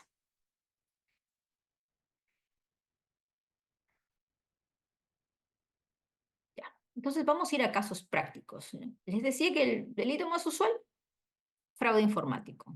Un caso pequeñito que estamos trayendo a colación el día de hoy es una persona que denuncia que a determinada fecha ha sido víctima de un fraude informático por la suma de 1.000 soles con su tarjeta del banco de crédito del Scotiabank, desconoce los autores, y que se han realizado un consumo, ¿no? Y que ese consumo no lo reconoce. Entonces, ¿qué líneas de investigación podríamos seguir, ¿no? O ustedes como abogados, ¿qué diligencias podrían proponerle al fiscal? Lo primero que tenemos que hacer en esos casos es recabar la declaración de la agraviada, ¿no? Recabar la declaración de la agraviada, que la agraviada precise con detalle, ¿no? De qué forma ocurrió el hecho y sobre todo que brinde su carta de autorización para el levantamiento del secreto bancario. Cuando brinda su carta de autorización, nosotros vamos a cursar un oficio al banco adjuntando la carta de autorización, donde le vamos a pedir información precisa, ¿no? Precisa como por ejemplo, desde qué IP se hizo esta transferencia, la fecha, el lugar, la hora, ¿no? La fecha, hora, si el beneficiario, nombre del beneficiario, los datos del beneficiario, si es una empresa, precisa si es una pasarela de pagos, entre otros. O sea, esa información precisa que nosotros vamos a pedirle al banco no le da al agraviado. Si ustedes ven las respuestas que los bancos le dan a los agraviados, es simplemente, esta es la persona beneficiaria, ¿no? Y está, por ejemplo, Paola, ¿no? Paola es la persona beneficiaria y este es su número de cuenta. Esa es la información que casi siempre le brindan a los agraviados. Y muchos investigadores simplemente se quedan con esa información, pero ahora ya sabemos que hay más información que le podemos pedir al banco. La dirección IP, a través de qué sistema se conectó ese ciberdelincuente o se hizo la transferencia. Si fue a través de un celular, si fue un celular, quiero que me digas de qué modelo, de qué marca, ¿no? Y el banco te va a informar. Ah, pues esa transferencia ha sido a través de un iPhone, inclusive te envía el modelo. O esta transferencia ha sido a través de un Samsung, te dice. O si ha sido por internet, dice, ah, bueno, esta transferencia ha sido a través de Mozilla, ¿no? Entonces, por lo menos ya con eso sabemos que si el agraviado tiene un Samsung y el banco te dice ha sido a través de un iPhone, un dato adicional, ¿no? O puede ser que tengamos un presunto autor, conforme avance la investigación, hacemos el allanamiento y les encontramos iPhones, ¿no? Pero sí es importante saber o conocer de qué forma, ¿no? Este ciberdelincuente cometió este fraude informático y esos detalles de la información del IP, modelo, del equipo, del dispositivo, ¿no? Tipo de dispositivo, nos lo va a brindar el banco, pero a solicitud nuestra. No, el banco no les va a dar así nomás al agraviado, ¿no? Le da la información mínima posible. Bien, seguimos entonces. en cuanto a las diligencias, ¿no? Tomar la declaración, carta de autorización, oficio al banco, detallado nuestro oficio, preciso nuestro oficio, determinando el periodo también en el cual estamos pidiendo la información. Una vez que el banco no responde, nos va a indicar la dirección IP desde donde se hizo esa transferencia. Por ejemplo, aquí les decía, ¿no? El ejemplo, nos informó que el nombre del dispositivo es un iPhone 12, ¿no? 12,1 todavía dice. Detalles como esto es a pedido de la Fiscalía.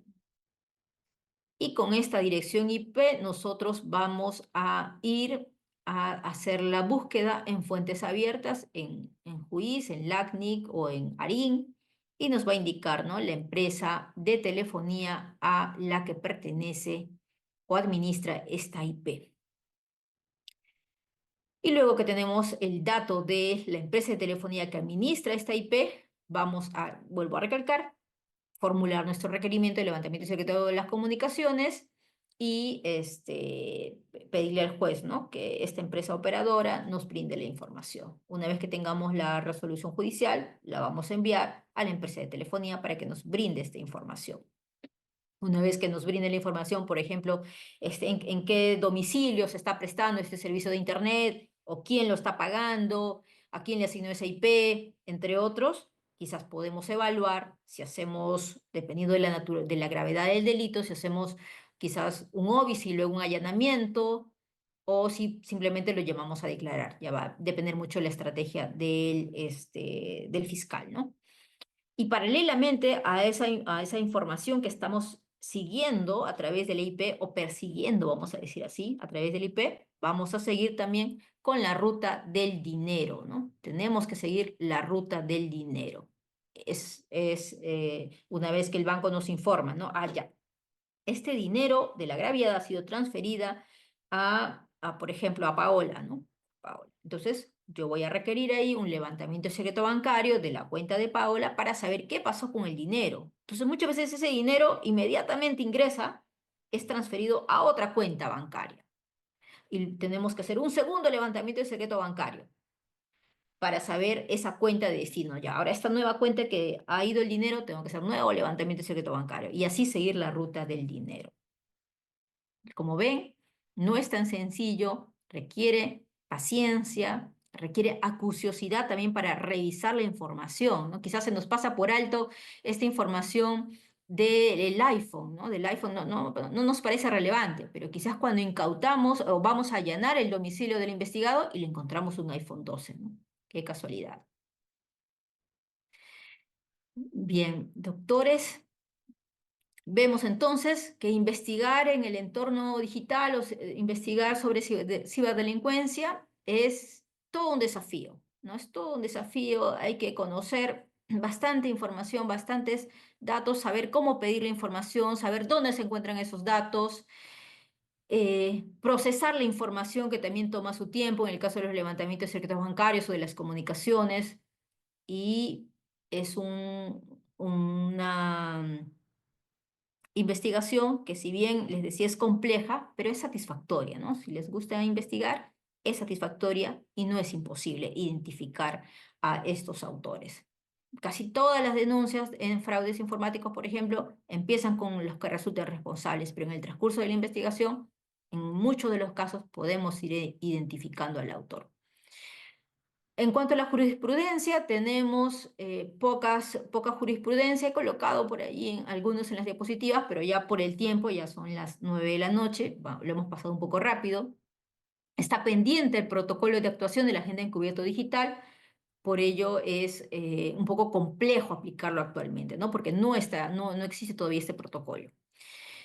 Es importante capacitarnos en cuanto a investigar en delitos informáticos. Es importante la capacitación y bueno, muchas gracias por su atención y espero que haya sido muy provechosa, ¿no? Este compartir que hemos tenido de cierta experiencia. Y estamos llenos a responder sus preguntas. Gracias.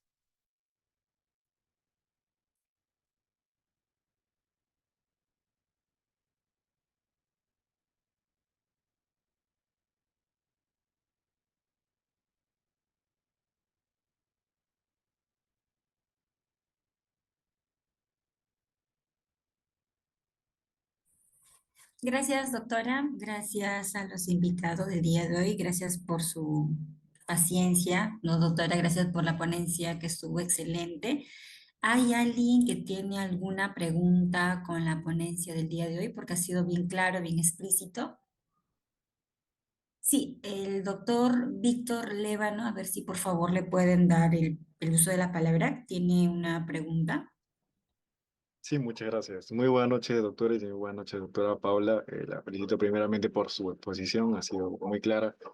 Tengo una pregunta. Yo, bueno, cuando fui cesigrista en una fiscalía común, recuerdo que vi un caso y justamente con un doctor hace poco teníamos esta duda si es que es fraude o no, porque era casual que en una declaración a una señora no le habían tomado, era un caso particular a términos generales de que había sido pareja de otra chica a la cual habían terminado su relación y la cuestión es que esta misma va con su tarjeta de débito, ¿no? Que sabía la contraseña de esta misma y toma su tarjeta y va a una pasarela pasa por un POS en una casa de apuesta. eh, las contraseñas, ¿no? Pone la contraseña esta misma y pues el doctor estaba en duda si es que era hurto o fraude informático, a lo cual yo le dije de que por introducir los datos, ¿no? Que están dentro del sistema de un banco, que ya sea BCP, BVA, Diners Club, ¿no? Pues para mí en ese caso, ¿no? El debate era ese. Yo quería saber si estaba más o menos bajo esa perspectiva bien, ¿no? Dado que en la misma ley, al final, ¿no? En las disposiciones finales, ahí esclarece lo que es datos informáticos y un sistema informático. Esa era mi duda, doctora. Muchas gracias. Bien, Víctor, coincido contigo. También considero que en este caso ha habido introducción de datos informáticos que están en la tarjeta, que al momento de ponerlo en contacto con el POS es un sistema informático, ¿no? Porque tiene un hardware y un software. Un hardware, que es la parte física en la que estamos viendo del aparatito, y un software, ¿no? Que se encarga del procesamiento de los datos, de dar lectura a esos datos y decir, por ejemplo, ¿no? Compra aceptada y emitir su respectivo voucher o documento. Entonces, es un sistema informático en pequeñito y lo que estamos haciendo al solo hacer el contacto es la introducción de datos informáticos, ¿no? Hay un procesamiento de datos. Mientras que en el hurto, es diferente, no es más físico. Quizás hubiera sido en su momento, cuando estaba regulado el hurto telemático, si algunos recuerdan, ¿no? Había un tiempo, estuvo regulado el hurto telemático dentro de este artículo, pero luego fue derogado o sacado y ese hurto telemático ahora está dentro del fraude informático. Por lo tanto, desde mi también opinión, sería un fraude informático y coincido con la calificación jurídica que le diste a ese caso.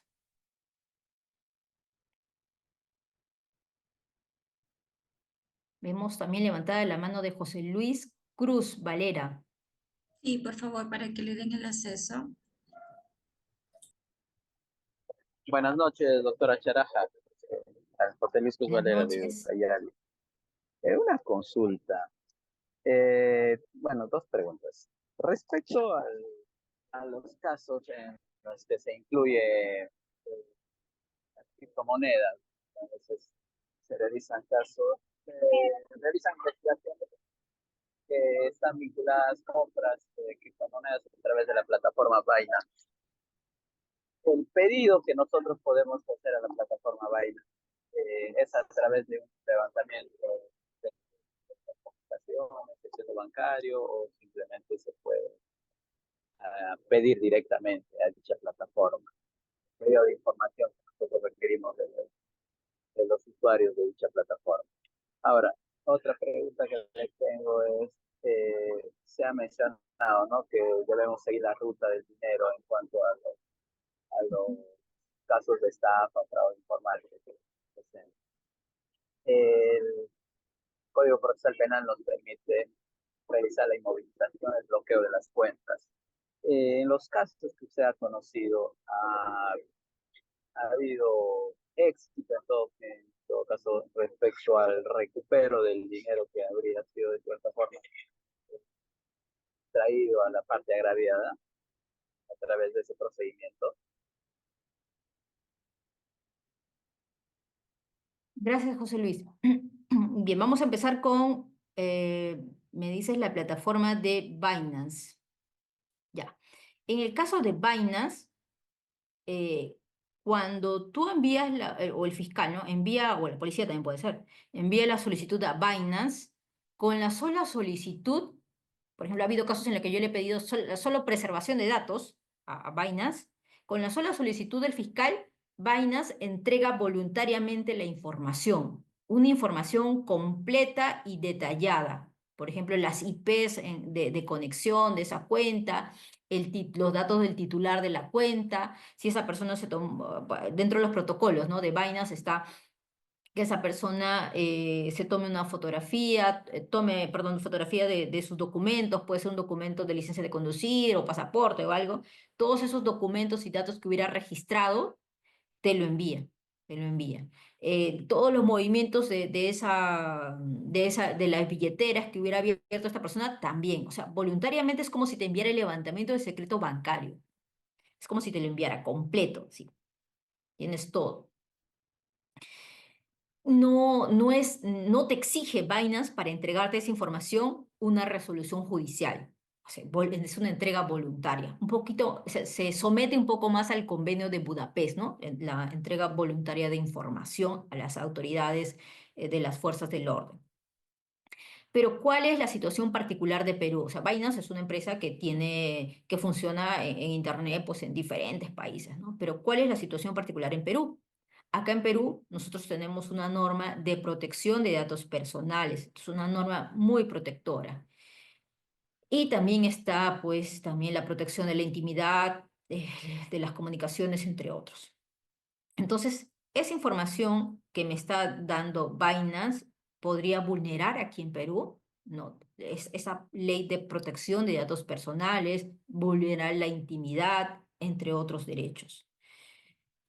Eh, Entonces, a efectos de yo proteger esa información que me está brindando Binance, ¿no? de reforzarla tal vez, vamos a decir así, sería conveniente de que nosotros, de todas maneras, tratemos de instar al juez un levantamiento de secreto de las comunicaciones. No levantamiento de secreto bancario porque las criptomonedas o criptoactivos aquí en Perú no está reconocido como una moneda, ¿no? No es una moneda.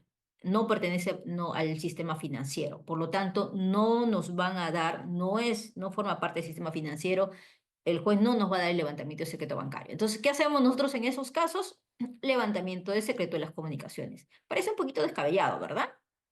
Pero esta plataforma Binance hace que los usuarios interactúen. Entonces, al momento de que el usuario se crea su perfil de cierta forma en la plataforma, tiene interacciones. También al momento de ingresar a la plataforma y hacer las ventas, ¿no? De acuerdo a la modalidad que haya ingresado, se haya registrado en la plataforma, porque tiene varias modalidades, hacen interacciones. Entonces, esas interacciones de todas maneras es una forma de comunicación. Y lo que nosotros por eso instamos es un levantamiento de secreto de las comunicaciones y de esta forma estamos cumpliendo nuestra normativa nacional acerca de la protección de datos personales y la intimidad y todo ello. Y estamos solicitando información a Binance. Pero como les digo, específicamente Binance da información voluntaria. Ahora, si me da información voluntaria, pero no he pedido mi levantamiento de secreto de las comunicaciones, también es válido, ¿no? Porque me está enviando la información y obviamente que la puedo utilizar. Pero esta forma de pedirle al juez levantamiento no es una forma de resguardar, de proteger, vamos a decir así, mucho más esa prueba.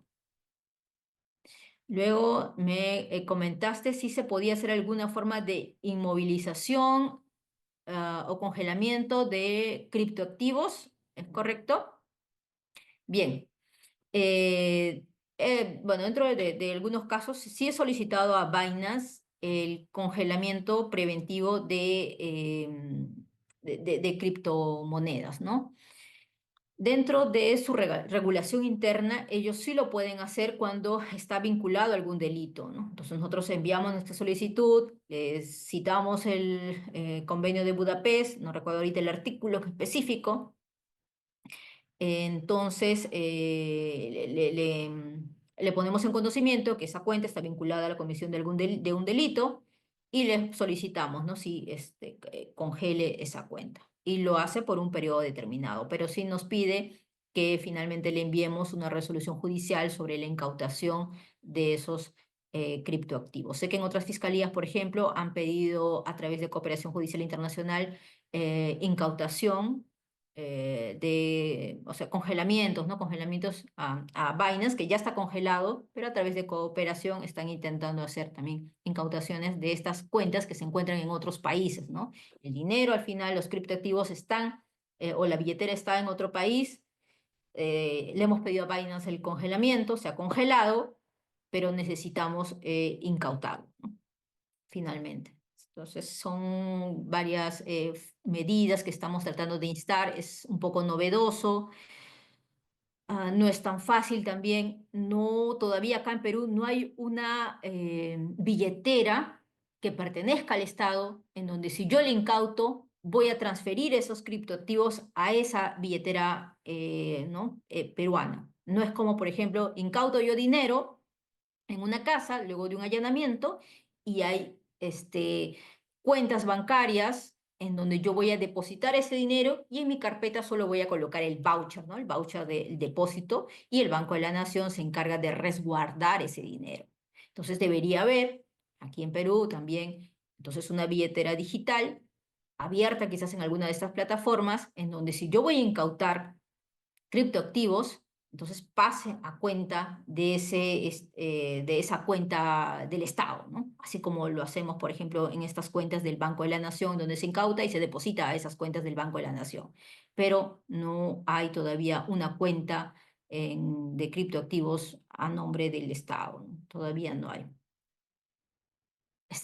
Sé que hay varios casos, están habiendo conversaciones para ver cuál sería una solución, ¿no? Y en algunos casos se está pidiendo a la propia plataforma, en todo caso, como si fuera un custodio, ¿no? Que tenga esos bienes. Veo la mano levantada de José Luis. José Luis, Sí, bueno, era para agradecerle por la solución a la consulta, doctora. Muchas gracias. gracias, José Luis.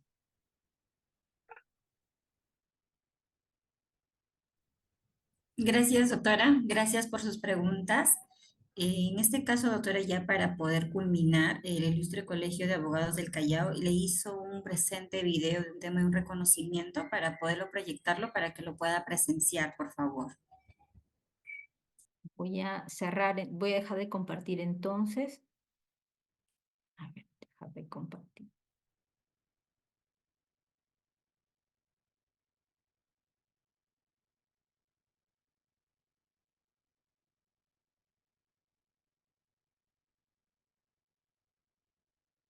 Gracias.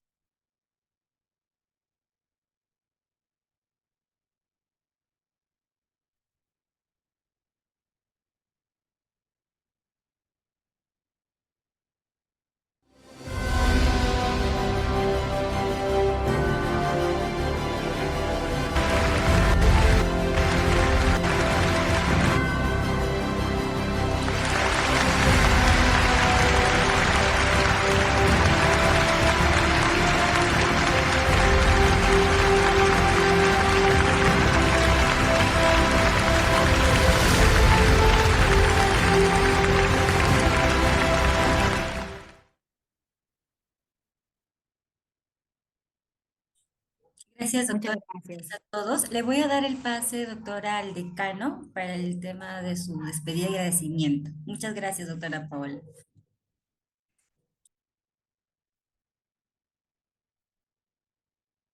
Doctora Paola Vanessa Charaja Coata, en nombre del Colegio de Abogados del Callao, desea reiterarle nuestra gratitud porque ha sido una clase importantísima y voy a tomar su palabra cuando usted ha indicado que tenemos que prepararnos.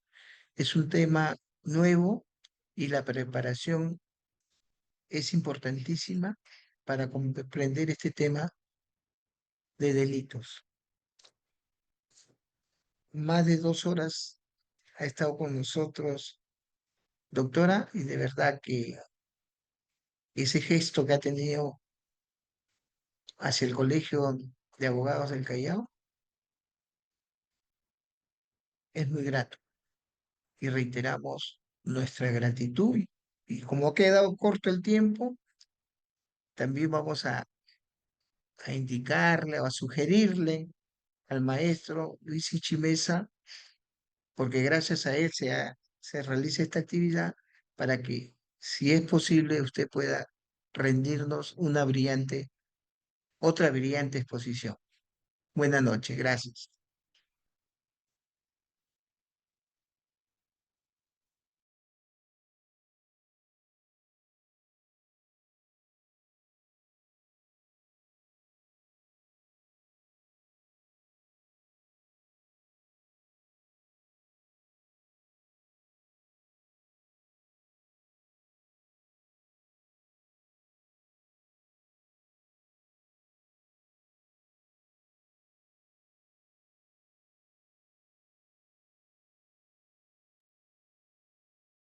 Ya me activaron el audio. Muchísimas gracias por la invitación, doctor. Para mí siempre es un honor venir al Colegio de Abogados.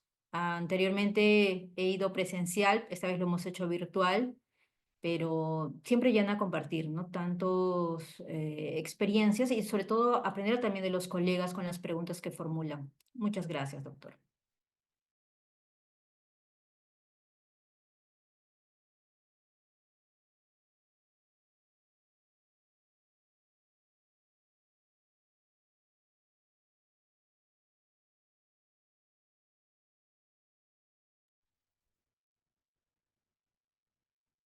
Nuevamente, muy agradecido en nombre de la Junta Directiva, doctora Paola Vanessa Charaja Coata. Dios la guarde siempre. Gracias, hasta luego.